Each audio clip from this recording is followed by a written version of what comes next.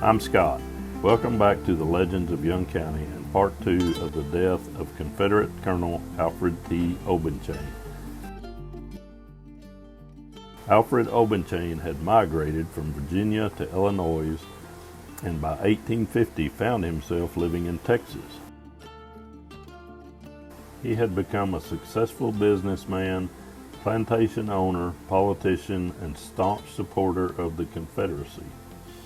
On January 29, 1862, Obenchain was excused as a senator from the Texas Senate and appointed by Governor Francis R. Lubbock as a lieutenant colonel and second in command to Colonel James M. Norris in the Texas Frontier Regiment, specifically the 20th Infantry Brigade.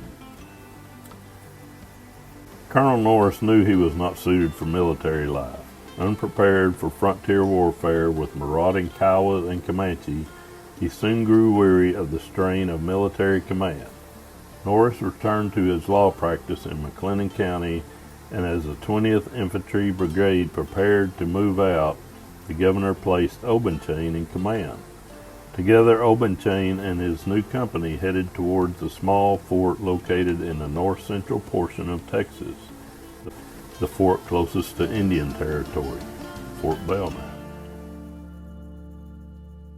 Obenchain had developed a strong dislike for natives.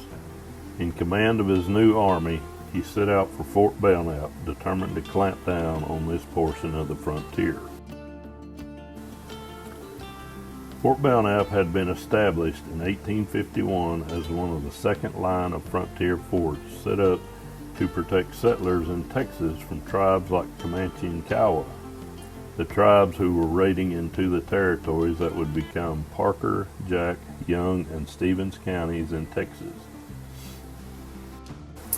In 1854, the decision was made to place an Indian reservation in Texas nearby and under the protection of Fort Belknap. The location was about 15 miles southeast of the fort, and the Brazos Indian Reservation, the only government-created Indian reservation in Texas, was established. Fort Belknap was now the buffer between the settlers and the reservation Indians, and the reservation Indians and the Comanche and Kiowa. The Indians adapted well to farming and ranching on the reservation. Anti-Indian sentiment, however, over raids by other Indians that were being blamed on reservation Indians forced the 1859 removal of the tribes to Oklahoma. Robert Neighbors sadly took this action to protect the peaceful Indians from vigilantes that had already killed several natives, some even murdered on reservation lands.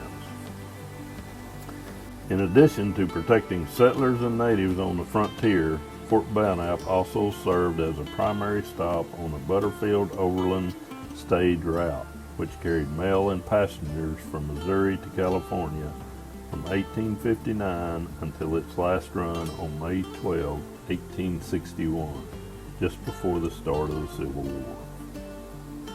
The situation was already at the boiling point.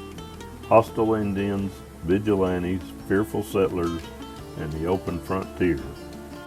It wouldn't take much to ignite the powder keg that was at Fort Belknap, and Obenchain would prove to be the match.